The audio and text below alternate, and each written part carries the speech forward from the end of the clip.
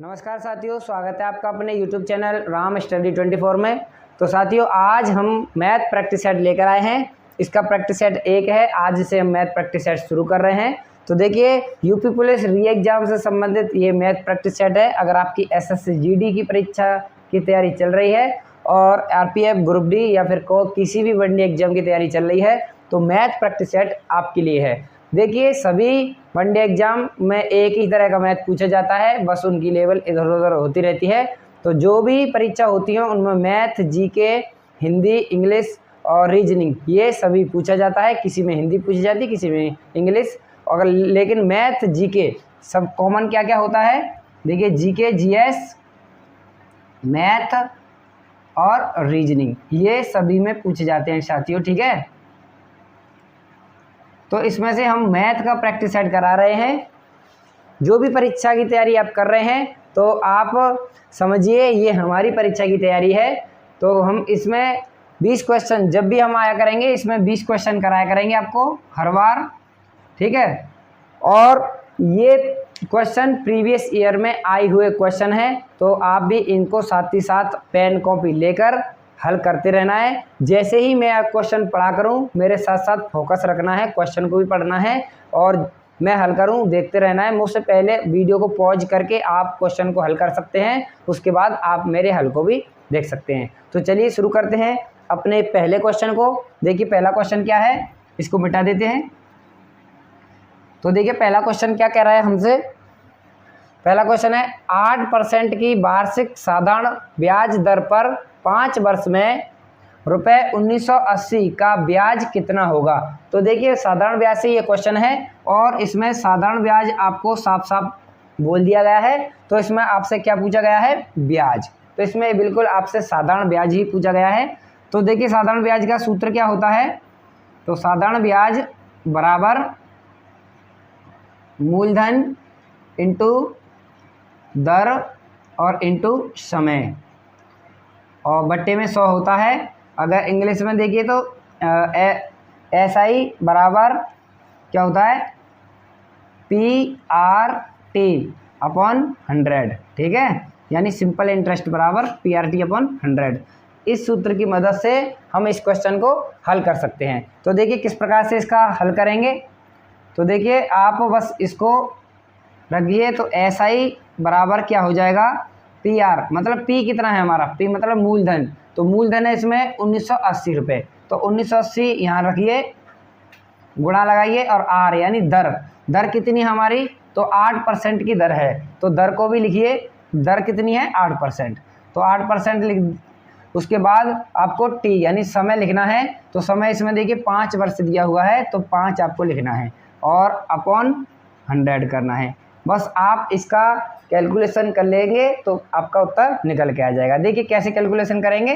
तो यहाँ देखिए 1980 नहीं लिखा है, तो 1980 था ना ये। तो देखिए 1980। अब देखिए कैलकुलेशन करें, 0 से 0 कट गया, ठीक है। और आपको इस 5 से इस 10 को काटना है। तो 5 से इस 10 को कितनी बार, 2 बार काटेंगे और 2 से इस 8 को काट देंगे, ठीक है। इस 8 को काटेंगे 4 बार। अब आपके पास क्या बचा, 198 गुणा 4। तो 198 गुणा 4 ही आपको करना है और आपका आंसर आ जाएगा। तो 198 का 4 में आपको बस गुणा करना है। तो करिए, 8 चौके 32, 32 का 2 हासिल 3 और 4 का पढ़ा 9 बार पढ़िए, 4 9 में 36, 36 में 3 जोड़िए कितना होगा 39। तो 39 का 9 और हासिल फिर से 3 रह गया आपके पास। और देखिए 4 का पढ़ा एक बार, 4 1 4 और हासिल 3 कितना हुआ 7।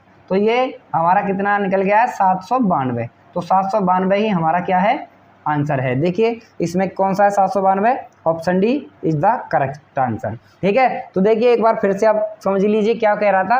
8% वार्षिक ब्याज की दर से 5 वर्षों में 1980 रुपये का ब्याज आपसे पूछा था। तो देखिए इस सूत्र की मदद से आप कर सकते हैं, साधारण ब्याज बराबर मूलधन इंटू दर इंटू समय बट्टे 100, यानी SI बराबर क्या होता है, PRT अपॉन 100। तो इसकी मदद से कैसे हल किया, आपको जो P था, जो प्रिंसिपल था, आपको यहाँ रखना था और R यहाँ रखना था जो 8% दिया था, और T यानी समय दिया था 5% बट्टे में 100। तो इस 0 से इस 0 को काटा, बस आपको ये कैलकुलेशन करना होता है।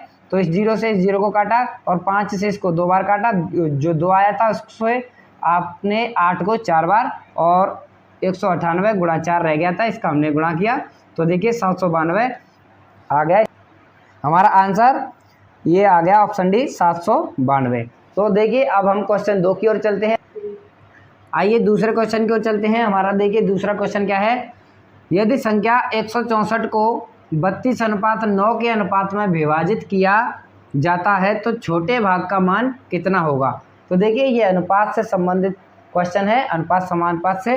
तो देखिए ये अनुपात से संबंधित है, पूछा गया है संख्या 164 को 32:9 में विभाजित किया जाए तो छोटे भाग का मान पूछा गया है। तो देखिए इसको कैसे हल करते हैं अनुपात के सवालों को।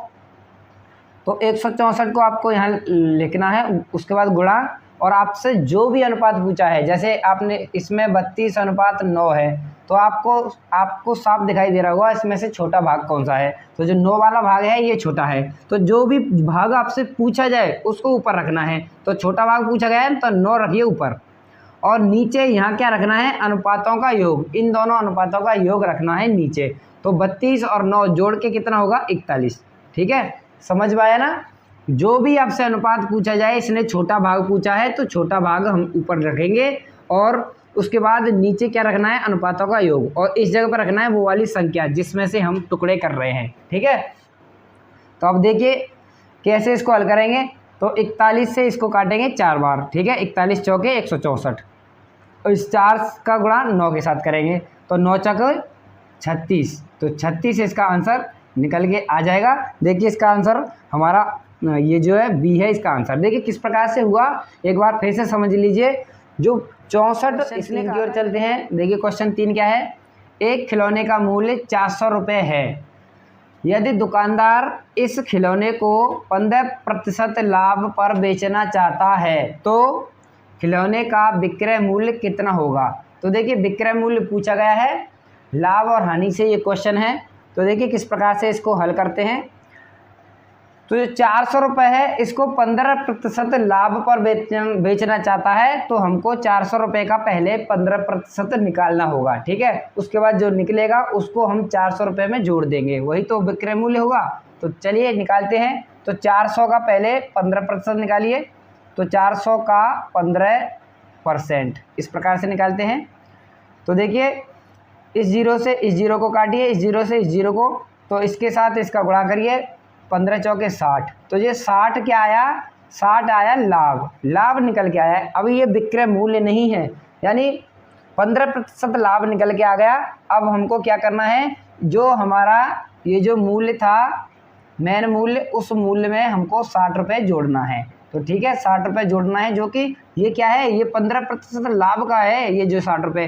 तो इसको जोड़ के कितना आएगा हमारा, तो ये आ जाएगा 460 रुपये। तो इसका 460 रुपये आंसर आ जाएगा, जो कि विक्रय मूल्य होगा हमारा। क्या होगा, विक्रय मूल्य। ठीक है, तो इसका विक्रय मूल्य निकल के आ गया 460 रुपये। हमारे ऑप्शन में देखिए कौन सा है, ये रहा ऑप्शन डी, इसका राइट आंसर हो जाएगा 460। देखिए किस प्रकार से हल हुआ। जो खिलौने का मूल्य था 400 रुपये, उसको वो 15% लाभ पर बेचना चाहता था। तो हमने क्या किया, 400 रुपये का 15% निकाल लिया, तो 15% आया कितना, 60। ठीक है, अब क्या था, अब उसने विक्रय मूल्य पूछा था, जो अपना जो रुपये जो अपना मूल्य था उसमें उसे 15% लाभ लेकर बेचना चाहता था। यहाँ पर लिखा है ना, बेचना चाहता था। तो हमने इस जो 60 था उसके मेन मूल्य में क्या था, जोड़ दिया। ठीक है, उसके जो खिलौने का मूल्य था उसमें जोड़ दिया, तो जो 60 एक्स्ट्रा जुड़ा है उसके बाद 460 रुपये इसका जुड़ के आ गया। तो इसका आंसर 460। समझ में आया होगा। चलिए अपने चौथे क्वेश्चन की ओर चलते हैं। आइए चौथे क्वेश्चन की ओर चलते हैं। देखिए चौथा क्वेश्चन क्या कह रहा है, एक खेत की लंबाई 240 मीटर है तथा उस खेत का क्षेत्रफल 14,400 है, तो उस खेत की चौड़ाई कितनी होगी। तो देखिए उसकी आपको लंबाई दी हुई है और उसका क्षेत्रफल दिया हुआ है। तो आपसे क्या पूछा है, आपसे उसकी चौड़ाई पूछी है। तो देखिए किस प्रकार से इसका सूत्र होता है, उस सूत्र को हम देखिए यहाँ लिखेंगे। तो 2D में जो क्षेत्रफल अगर आपसे पूछे तो क्षेत्रफल का फॉर्मूला क्या होता है, लंबाई गुणा चौड़ाई। तो इसी फॉर्मूले से हम इसको निकाल लेंगे। तो देखिए तो यहाँ जो क्षेत्रफल दिया है उसको क्षेत्रफल के जगह रखिए, तो 1400 वो 14,400 यहाँ रखिए, और लंबाई कितनी दी हुई है 240, तो लंबाई को यहाँ रखिए 240। और उसके बाद चौड़ाई देखिए क्या है, तो चौड़ाई पूछी है इसीलिए चौड़ाई को चौड़ाई रखे रहने दीजिए, ठीक है। अब इसको बस हल करना है आपको। तो देखिए इधर की तरफ से अगर इधर की तरफ हम लेकर आएंगे किसी भी गुणा के साइन को, तो गुणा के जो भी नंबर होते हैं तो इधर किस में हो जाते हैं, ये भाग में हो जाती हैं। देखिए इस प्रकार से हम समझाते हैं, अगर प्लस का कोई चीज़ है बराबर के उस साइड में ले जाएंगे तो ये माइनस का हो जाएगा, ठीक है, माइनस का हो जाएगा। प्लस का उधर की तरफ ले जाएंगे तो माइनस का, माइनस को इधर की तरफ लाएंगे तो प्लस। अगर कोई गुणा का चिन्ह है इधर से इधर की तरफ ले जाएंगे तो ये भाग में हो जाएगा, और भाग के चिन्ह को इधर लाएंगे तो गुणा में, ठीक है। और अगर गुणा के चिन्ह को, अगर भाग के चिन्ह को अगर उधर ले जाएंगे तो क्या होगा, वो गुणा में चला जाएगा उधर की तरफ। अगर उधर से इधर की तरफ लाएंगे तो भाग में आ जाएगा, और ऐसे ही बचा माइनस, माइनस को उधर की तरफ ले जाएंगे तो ये हो जाएगा प्लस, ठीक है। इस नियम को आपको ध्यान रखना है, जो बराबर से अगर इधर से उधर ले जाएंगे तो इनके जो है साइन चेंज हो जाते हैं। तो ये जो 240 गुणा में है तो इसको इधर की तरफ लाएंगे तो क्या किस में आ जाएगा, तो ये भाग में आ जाएगा। तो 14,040 के नीचे 240 को लिखेंगे और बराबर इधर की तरफ चौड़ाई रह जाएगी, ठीक है। बस इसको ही हल कर दीजिए, यही चौड़ाई आ जाएगी। तो कैसे, 0 से 0 काटिए और 24 से अब इसको काटिए, जो बचा है तो 24 से देखिए इसको काटिए, 24 छिक्का 144 होता है, और ये जो 0 है इसके साथ रह गया तो 60। तो चौड़ाई कितनी निकल के आएगी 60, ठीक है। तो चौड़ाई बराबर कितना आया 60, ठीक है। तो चौड़ाई बराबर निकल के आया 60 मीटर। तो इसका 60 मीटर जो है हमारा आंसर जो बी है इसका सही है, एकदम से राइट। अब देखिए एक बार फिर से समझिए, एक खेत की लंबाई उसने 240 दी थी, ठीक है, और उसने आपके लिए क्षेत्रफल भी दिया था, ठीक है, 14,400। तो उसने चौड़ाई पूछी थी, तो इसको निकालते कैसे, इस सूत्र की मदद से इसको निकालेंगे, क्षेत्रफल की सूत्र की मदद से। तो क्षेत्रफल बराबर होता है लंबाई गुणा चौड़ाई, ठीक है। तो देखिए क्षेत्रफल को हमने यहाँ रखा और लंबाई को, जो लंबाई दी हुई थी यहाँ देखिए, यहाँ से लिख लीजिए लंबाई 240, और इसने चौड़ाई पूछी थी तो चौड़ाई हमने ऐसे कैसे रखे रहने दी। अब देखिए 1440 को ऊपर, और जो गुणा ये 240 गुणा में था इसको नीचे लाई तो भाग में हो गया। अब बस इसको कैलकुलेशन किया, 0 से 0 काट दिया, और ये 24 से इसको 144 को 6 बार, और ये 0 इसके साथ ही है। तो देखिए चौड़ाई बराबर 160 मीटर आ गया, तो इसका आंसर 160 था। चलिए अगले क्वेश्चन के, 5वें क्वेश्चन की ओर चलते हैं। देखिए 5वां क्वेश्चन क्या है, 30, 60 और 72 का महत्तम समापवर्त यानी HCF कितना होगा। तो 30, 60 और 72 का आपसे HCF पूछा गया है, 30, 60 और 72 का। तो देखिए HCF क्या होता है, वह बड़ी से बड़ी संख्या जो इन तीनों को काट सके, ठीक है। HCF का मतलब ये होता है बड़ी से बड़ी संख्या, ठीक है। तो बड़ी से बड़ी संख्या आपको देखनी है जो इन तीनों को काट सके। ऑप्शन में जो भी है इसके हिसाब से आप चेक करके भी देख सकते हैं कि वह बड़ी से बड़ी कौन सी संख्या है जो इन तीनों को काट सके। तो ऑप्शन के हिसाब से भी निकाल सकते हैं और वैसे भी मैं आपको निकाल के बताऊंगा। तो देखिए सभी के क्या है, आपको क्या कर लेने हैं, गुणनखंड। इसके सबके गुणनखंड कर लीजिए। जैसे 30 के मैं गुणनखंड करता हूँ यहाँ पर, तो 30 के गुणनखंड क्या होंगे, तो 2 से काटेंगे 15, और 3 से काटेंगे 5, और 5 से काटेंगे इसको 1। तो इस 30 के क्या हो गए, तो 2 गुणा 3 गुणा 5। अब देखिए 60 के भी गुणनखंड करिए, तो 60 के भी गुणनखंड करेंगे तो 2 से काटेंगे इसको 3, 30, और 2 से फिर से काटेंगे 15, 3 से 5 और 5 से 1। तो ये इसके गुणनखंड हो गए 2 गुणा 3, 2 गुणा 2 गुणा 3 गुणा 5। अब क्या है, हमको 72 के भी गुणनखंड करने हैं, तो 72 के गुणनखंड हम यहाँ कर लेते हैं। तो देखिए 72 को 2 से काटिए, 2 से काटेंगे तो कितना आएगा, तो देखिए 2 से काटेंगे तो इसको ये कितना आएगा हमारा 36, और फिर 2 से इसको काटेंगे तो ये आएगा 18, फिर 2 से काटेंगे इसको तो ये कितना आ जाएगा 9, और 3 से फिर इसको काटिए, तो 3 से काटेंगे 3 बार कटेगा, अब फिर से इसको 3 से काटिए 1 बार। तो ये हमारे 72 के गुणनखंड हुए। 72 के क्या हुए, 2 गुणा 2 गुणा 2 गुणा 3 गुणा 3, ठीक है। ये तो हमारे 30 के हो गए, ये हो गए 60 के, और ये हो गए 72 के। अब देखिए HCF क्या होता है, जो हमारा सब में कॉमन हो वही हमारा HCF है। तो देखिए सब में देखिए ये तो 2 कॉमन है और फिर से आपको देखना है क्या कॉमन है, और देखिए ये 3 सब में कॉमन है। अब आपको और देखना है 5 इसमें, लेकिन इसमें कहीं 5 नहीं है तो 5 कॉमन है ही नहीं। इसमें 2 है, इसमें 2 है, लेकिन ऊपर कहीं 2 नहीं है तो ये भी 2 कॉमन नहीं है। तो हमारे यही 2 कॉमन है, 2 गुणा 3, ठीक है। अब 2 गुणा 3 कितना हुआ, 6। तो 6 इसका क्या हुआ, HCF, ठीक है, यानी मासा, ठीक है। इसका मासा कितना निकल गया है, 6। तो ये इसका आंसर हुआ। देखिए आप इसको इजी तरीक़ा से वैसे भी निकाल सकते थे कि 30, 60 और 72 को कौन सी ऐसी बड़ी संख्या है जो काट रही है। तो पहले 2 से काट के देखिए, तो 2 से देखिए सब कट रहा है, ठीक है ना। 30 कट जाएगा, 60 कट जाएगा, 72 भी कट जाएगा। तो देखिए अब 3 से काट के देखिए, 3 से ये भी कट जाएगा, ये भी कट जाएगा, ये भी कट जाएगा। तो अभी भी इनमें से अभी कुछ नहीं कहा जा सकता। 6 से काट के देखेंगे तो 6 से ये कट जाएगा, 6 पंजे 30, और 6 से इसको काटिए 10 बार कटेगा, और इसको काटिए 12 बार कट जाएगा, ये 12 6 72, ठीक है ना। अब देखिए ये भी काट रहा है ना, अब इसको 12 से भी काट के देखिए सबको, तो 12 से ये 30 नहीं कटेगा, तो यही हमारा आंसर पता चल जाएगा कि ये 6 ही है, यही काट रहा है इसको सभी को, क्योंकि 12 इस 30 को नहीं काट पाएगा, इसीलिए हमारा 6 इसका आंसर आ जाएगा। आइए अगले क्वेश्चन की ओर बढ़ते हैं।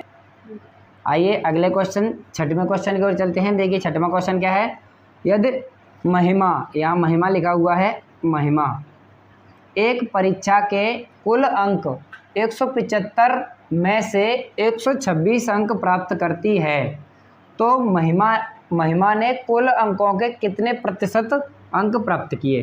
तो ये पूछा गया है, जो कुल अंक हैं 175, इसमें से महिमा ने 126 अंक प्राप्त किए हैं। तो ये पूछा गया है कि 175 के ये जो 126 हैं ये कितने प्रतिशत हैं, ठीक है। तो देखिए कैसे निकालते हैं, जो भी अंक जो प्राप्त होते हैं कुल अंकों को तो आप नीचे रखा करिए हमेशा, ठीक है। जब भी आपको प्रतिशत निकालना हो तो कुल अंकों को क्या करना है, नीचे रखना है, ठीक है। कुल अंक नीचे रखने हैं हमेशा, जितने भी कुल अंक होते हैं नीचे, और कितने प्राप्त किए या कितने निकालने हैं। तो देखिए यहाँ निकालने हैं हमें 126 अंक, और प्रतिशत निकालना है, इसीलिए 100 से हमको गुणा करना है, ठीक है। परसेंटेज जब भी निकालना होता है इसीलिए 100 से गुणा करना होता है। तो देखिए अब करिए इसको हल। तो 175 और 100 को काटिए पहले। तो देखिए किस प्रकार से काटेंगे, तो इन दोनों को काटिए 5 से। वैसे तो 25 से कट जाएगा सीधा सीधा, तो मैं चलो 25 से काट देता हूँ। 25 चौके यहाँ पर 100 होते हैं, और 25 सत्ते 175, ठीक है। ये तो 25 से 4 बार कट गया, और ये 25 से 7 बार। वैसे आप 5 से भी दोनों को काट सकते थे, फिर बचता फिर से 5 से काटना होता था। चलिए अब 7 से और 126 को काटते हैं। तो 7 एकन 7, और बचेंगे हमारे पास कितना, 5 और 56 हो गए, 7 8 56। तो ये 18 और हमारे पास 4 बचा। तो 18 और 4 का गुणा करिए, तो 18 चौका कितने होते हैं, 72। तो जो आया 72%, ठीक है। यानी 175 के जो 126 हैं ये 72% अंक हैं। तो इसका देखिए ऑप्शन कौन सा सही है, option B is the right, ठीक है। एकदम से राइट है इसका ऑप्शन बी। तो देखिए बहुत ही इजी क्वेश्चन था, 175 का 126% पूछा था। तो जो भी हमको पूछा जाता है उसको ऊपर रखते हैं और कुल अंकों को नीचे, बस इनको क्या करते हैं, काट देते हैं, उसके बाद अपना उत्तर आ जाता है। तो ये काटा हमने 25 से 4 बार, 25 से इसको 7 बार, और 7 से इसको काटा 126 को 18 बार काटा, और 18 को 4 से गुणा कर दिया, तो 18 चौके 72। इसका आंसर बी आ गया। चलिए अगले क्वेश्चन की ओर चलते हैं। आइए अगले क्वेश्चन की ओर चलते हैं। देखिए अगला क्वेश्चन क्या कह रहा है, एक कार 120 किलोमीटर प्रति घंटे की चाल से 780 किलोमीटर को कितने समय में तय करेगी। तो एक कार है, वो कार हमारी 120 किलोमीटर की स्पीड से चलती है, काफ़ी तेज़ स्पीड है, ठीक है ना। और 780 किलोमीटर को तय करना है उसको। तो 780 किलोमीटर की तय, यानी एक कार की स्पीड है 120 किलोमीटर प्रति घंटे, और दूरी है देखिए कितनी, 780 किलोमीटर, 780 किलोमीटर की दूरी है, ठीक है ना। अब इस दूरी को तय करना है उसको, तो ये पूछा है कितने समय में तय करेगी। तो बताइए, और आप हल भी कीजिए, कितने समय में तय करेगी। तो चलिए हम आपको इसको हल करके दिखाते हैं। तो देखिए कैसे इसको हल करना है। तो देखिए इसको हल करने के लिए इसमें समय पूछा गया है। तो देखिए समय का सूत्र क्या होता है, समय का सूत्र होता है हमारा, समय अगर निकालना है तो दूरी बट्टे क्या होता है, दूरी बट्टे चाल। बस इजी क्वेश्चन है, इसी से आप इसका आंसर निकाल सकते हैं। तो समय बराबर होता है दूरी बट्टे चाल। इस दूरी बट्टे चाल के फॉर्मूले से ही आप इसका आंसर निकाल सकते हैं। तो देखिए दूरी कितनी है, 780 किलोमीटर। तो 780 को ऊपर रखिए। और आपको ये भी देख लेना है कि अगर ये किलोमीटर में, तो ये भी किलोमीटर प्रति घंटे में ही होना चाहिए चाल। अगर किलोमीटर प्रति घंटे में नहीं है, ये मीटर में दिया होता तो इसको भी हम मीटर प्रति सेकंड में ही लेकर आते, ठीक है। लेकिन हमारे लिए तो बहुत इजी करके दिया है क्वेश्चन, तो इसको हम इसी तरह से हल कर देंगे। तो दूरी है 780, ठीक है, किलोमीटर। और हमारी क्या है, चाल कितनी है, चाल है 120 किलोमीटर प्रति घंटे, ठीक है ना। तो 120 किलोमीटर प्रति घंटे। तो करिए अब इसको हल करिए। तो देखिए 0 से 0 कट गया और 12 से इसको 78 को काटेंगे। तो 12 से 78 को काटिए, 12 5 60, 12 6 72, ठीक है, 12 6 72। और देखिए 72 में से 78 में से 72 घटाइए, बचेगा 60, 6 के पीछे 0 लगाएं, 60 हो जाएगा। तो 12 5 60, तो 5.5 घंटे। तो 5.5 घंटे आ गया। देखिए इसमें कौन सा ऑप्शन है, तो देखिए इसमें option C is the right answer, ठीक है। 5.5, ये भी 5.5 लिखा है, तो 5.5 ये आ गया। बहुत ही इजी क्वेश्चन था, आप समझ पाए होंगे। तो चलिए आप अब अगले क्वेश्चन की ओर चलते हैं। हमारा अगला क्वेश्चन क्या है, इसको देखते हैं। तो चलिए अगले क्वेश्चन की ओर चलते हैं। 8वें क्वेश्चन की ओर चलते हैं। 8वां क्वेश्चन देखिए क्या कह रहा है हमसे, 18, 27 और एक अन्य तीसरी संख्या का औसत 30 है, तो तीसरी संख्या ज्ञात कीजिए। देखिए एक पहली संख्या 18, दूसरी संख्या 27 और एक अन्य तीसरी संख्या, उन सब तीनों का औसत है 30। तो उसने तीसरी संख्या पूछ ली है, ठीक है। तो इस प्रकार के क्वेश्चन को कैसे हल करते हैं, देखिए इस प्रकार के क्वेश्चनों को हल करने के लिए क्या करना होता है, तो औसत का जो हमारा फॉर्मूला है उसको लगाते हैं, ठीक है। तो औसत का फॉर्मूला क्या होता है, औसत बराबर होता है कि कुल संख्या, ठीक है, कुल संख्या का योग, कुल संख्या का योग, यानी कुल संख्याओं का योग। और नीचे क्या होता है, नीचे होता है हमारा कुल संख्या, मतलब संख्या कितनी है, संख्या के नंबर, कुल नंबर, कुल संख्या नंबर, ठीक है। तो देखिए औसत कितना दिया हुआ है, 30 दिया हुआ है। तो औसत को यहाँ रखिए 30 बराबर कुल संख्याओं का योग। तो संख्याओं का योग रखिए 18, 27 और एक अन्य तीसरी संख्या। तो 18 रखिए पहले, प्लस 27 रखिए और एक अन्य तीसरी संख्या को हम मान लेते हैं x, ठीक है। अब कुल संख्या का नंबर, संख्या कितनी है, एक संख्या ये रही, एक संख्या ये रही और एक तीसरी संख्या है। तो कुल संख्या कितनी है, 3। तो 3 को नीचे रखिए, ठीक है। अब इसके जरिए हम अपने आंसर को निकाल के ले आएंगे। तो देखिए करिए, यहाँ एक मान लीजिए, इसका गुणा इसके साथ, इसका इसके साथ। तो 3 का गुणा इसके साथ करिए तो कितना हुआ, 90, ठीक है ना। और 18 और 27 को जोड़िए, कितना हुआ, 45। तो ये प्लस x है ही, अगर 45 को इधर ले जाएंगे तो 90 माइनस 45 बराबर x। तो 90 में से 45 गया तो कितना बचा, 90 में से 45 गया तो 45 ही बचेगा, जो कि हमारा x की वैल्यू निकल के आई, जो कि x ही तो हमने तीसरी संख्या मानी थी, ठीक है ना। तो हमारी जो तीसरी संख्या क्या है, 45, ठीक है। तो ये इसका राइट आंसर देखिए ऑप्शन डी 45 है। देखिए किस प्रकार से हल हुआ, एक बार फिर से हम आपको बता देते हैं। जो हमारा औसत का फॉर्मूला होता है, इस पर ध्यान देना है कि कुल संख्याओं का योग, ऊपर तो कुल संख्याओं का योग रखना होता है और नीचे देखिए क्या होता है, कुल संख्या का नंबर, कितने हैं वो संख्या, उनको गिन के। तो कुल संख्याओं का योग देखिए हमने कैसे लिखा, तो 18 प्लस 27 प्लस जो तीसरी संख्या है, तो तीसरी संख्या को जोड़ तो पाएंगे नहीं, जो x है माना है। तो देखिए और इधर की तरफ औसत रखना होता है, तो 30 हमने औसत में रखा, 3 का इसके साथ गुणा किया, ठीक है ना। इस कैलकुलेशन को आप समझते होंगे, 3 का इसके साथ गुणा किया 90 और इसका इसके साथ गुणा किया 1 का, तो ये आ गया हमारा गुणा क्योंकि 1 के साथ गुणा करें तो कोई फर्क नहीं पड़ेगा, इसीलिए हमने इनको जोड़ दिया 45 और प्लस x। अब जो 45 प्लस में था इधर की तरफ लाए तो माइनस में हो गया। हमने आपको उस क्वेश्चन बताया ना कि कोई भी प्लस की संख्या है इधर की तरफ लाएंगे माइनस हो जाएगा। तो 90 में से 45 घटा दिया, क्या हुआ माइनस आके 45 आ गया, तो x की वैल्यू 45 जो कि हमने तीसरी संख्या मानी थी। ठीक है, तो तीसरी संख्या क्या निकल के आई हमारी, तीसरी संख्या निकल के आई हमारी 45। ठीक है, तो ये हमारे क्वेश्चन का आंसर है 45। अब आइए अगले क्वेश्चन की ओर बढ़ते हैं, आइए अगले क्वेश्चन की ओर चलते हैं। देखिए अगला क्वेश्चन है, क्या कह रहा है कि यदि a किसी कार्य को 10 दिनों में पूरा करता है, a किसी कार्य को 10 दिनों में पूरा करता है, चलिए ठीक है, और b उसी कार्य को 15 दिनों में पूरा करता है। ठीक है, a तो किसी काम को 10 दिन में और b उसी कार्य को, ध्यान रखना, उसी कार्य को 15 दिनों में पूरा करता है। यदि दोनों एक साथ उस कार्य को करें तो कार्य कितने दिनों में पूरा होगा। यानी ए एक कार्य को 10 दिनों में करता है और बी उसी कार्य को 15 दिनों में करता है। अगर दोनों मिलके एक साथ कार्य करें तो कितने दिनों में कार्य पूरा होगा।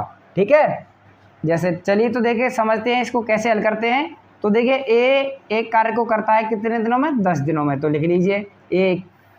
अब देखिए बी उस कार्य को कितने दिनों में करता है, 15 दिन, तो यहाँ पर 15 लिख लीजिए। अब क्या करना है, हमें इन दोनों का एलसीएम लेना है।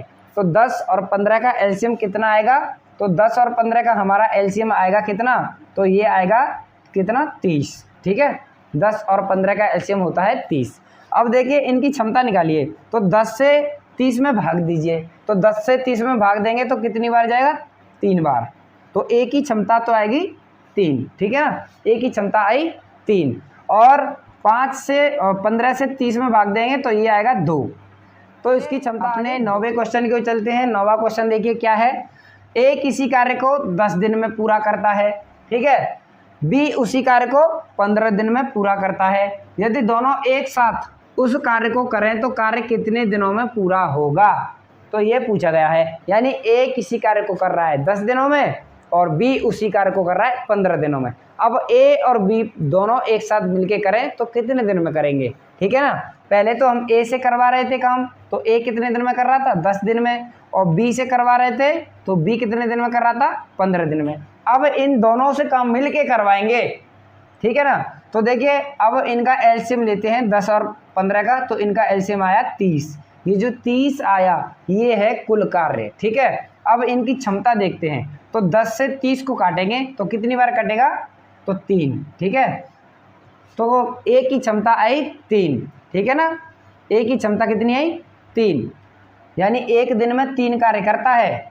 और बी की क्षमता कितनी आएगी, 15 से 30 को काटेंगे 2, तो ए क्या करता है, एक दिन में 2 कार्य कर देता है, तभी तो वो 15 दिन में कर पाएगा ना 30 काम को।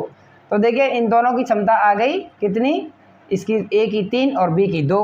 अब दोनों को मिलाकर कराना है तो क्षमता को भी हम मिला लेंगे। तो कुल कार्य कितना है, पहले देखिए 30 है, और दोनों की क्षमता को जोड़ लीजिए क्योंकि दोनों से अब एक साथ काम कराना है। अगर एक से काम कराएंगे ए से, तो ए से रखिए ना 3 से कराएंगे तो 30 10 दिन में करेगा, ऐसे तो हो रहा है। अगर बी से अकेले से कराएंगे तो 2 रखेंगे क्योंकि उसकी 2 क्षमता है, तो ये 15 दिन में करेगा। लेकिन अब दोनों से मिलाकर कराएंगे तो दोनों की क्षमता जोड़नी होगी ना, क्योंकि दोनों मिलके करेंगे वो, तो दोनों की क्षमता है, जोड़ के देखिए 5, 3 और 2 कितना होगा, 5, तो 5 से अब इसको काट देंगे तो कितना है, 6। तो ये हो गया हमारा आंसर 6 दिन। तो इसका आंसर देखिए ए में है 6 दिन। बहुत ही ईजी क्वेश्चन है। क्या करना है, ए की ओर लिखिए और बी की ओर लिखिए, इन दोनों की क्षमता लीजिए, क्षमता आ गई कुल कार्य, तो जो कुल कार्य हो गया एलसीएम लीजिए। पहले एलसीएम जो होता है ये होता है कुल कार्य। अब इन दोनों की क्षमता इससे भाग देकर इससे इसमें भाग दीजिए तो ये इसकी क्षमता आ जाएगी, 15 से इसमें भाग देंगे तो बी की क्षमता आ जाएगी। अब दोनों की क्षमता को जोड़ना है, नीचे रखना है, और कुल कार्य में भाग देना है 5 से, तो इसका आंसर आ गया 6। आइए अगले क्वेश्चन की ओर चलते हैं। आइए हम 9वें क्वेश्चन की ओर चलते हैं जो कि एक सरलीकरण से क्वेश्चन है। तो देखिए इस क्वेश्चन को कैसे हल करेंगे। तो सबसे पहले हम सरलीकरण में क्या करते हैं, सबसे पहले कोष्टक को हल करते हैं। ठीक है ना, कोष्टक, ठीक है, कोष्टक सबसे पहले हल करना है, जैसे बोर्ड मास के नियम से करते हैं इसको ना, बोर्ड मास, तो बोर्ड मास इसको लिखेंगे तो यही इसका फॉर्मूला होता है। सबसे पहले ब्रैकेट हल होता है, इसके बाद ऑफ यानी जो का होता है वो हल होता है, उसके बाद डिवाइड, फिर मल्टीप्लिकेशन, फिर एडिशन, उसके बाद सब्सट्रैक्शन। ठीक है, इस तरह से इसको हल करते हैं। तो सबसे पहले जो बी है ना, ब्रैकेट जो कोष्टक है उसको हल करते हैं। तो चलिए कोष्टक में पहले इसको हल करेंगे। उसके बाद देखिए सबसे पहले इसमें क्या हल करते हैं, कोष्टक, उसके बाद का, और उसके बाद हम क्या हल करते हैं, भाग, और उसके बाद गुणा, ठीक है ना, गुणा, और उसके बाद जोड़, और उसके बाद घटाव। तो चलिए हल करिए। तो पहले जो कोष्टक में उनको हल करेंगे, ठीक है। अब कोष्टक में इस नियम के अनुसार हल करेंगे। तो सबसे पहले भाग हल करेंगे। तो देखिए करते हैं हल, इसको हम मिटा देते हैं। तो देखो सबसे पहले मैंने बताया कोष्टक, तो यहाँ ऐसे लिख देते हैं कोष्टक, उसके बाद जो का, और उसके बाद भाग, गुणा, जोड़, और उसके बाद घटाव। तो चलिए पहले इनको हल करते हैं। तो बाकी जिस चीज़ों को ऐसे लिखे रहने दीजिए, ठीक है। तो देखो इनको, इस दोनों को हल करेंगे तो 4, 2 का हम 4 में 8 में भाग देंगे तो कितनी बार जाएगा, 4 बार, ठीक है ना। तो 16 माइनस 4 आ गया, और ये ऐसे के ऐसे, ठीक है, और ये साइन ऐसे चल रहा है। अब देखिए कोष्टक में हमको माइनस करना है, तो 60 भाग 5, और यहाँ से करिए इनको, तो ये कितना आ जाएगा, तो ये 12 आ जाएगा। अब 12 कोष्टक से बाहर आ जाएगा, ठीक है ना। अब माइनस वो भाग 3। चलिए अब देखिए यहाँ पर भी भाग है, यहाँ पर भी भाग है। अब दोनों में से किसी भाग को, दोनों को एक साथ भी कर सकते हैं, तो इनको भी करिए। तो 12 पंजे 60, और गुणा 3 चौके 12, ठीक है, 12 और 4 आ गया, ठीक है। अब इसको भी हल करेंगे तो क्या आ जाएगा, तो 12 चौके 48, ठीक है। तो 48 हमारा आंसर आ जाएगा, ठीक है। तो देखिए कैसे हल हुआ, एक बार फिर से समझिए। तो पहले हमको कोष्टक हल करना है, और कोष्टक में इस नियम के अनुसार ही चिन्हों को हल करेंगे, जो भी इसमें जो नियम दिए हुए हैं इन नियमों के अनुसार, पहले भाग, उसके बाद गुणा, फिर जोड़। तो देखिए पहले हमने भाग हल किया इसमें, तो 8 में भाग दिया 2 से, जो कि 4 आया, बाकी सभी चीज़ ऐसे की ऐसे।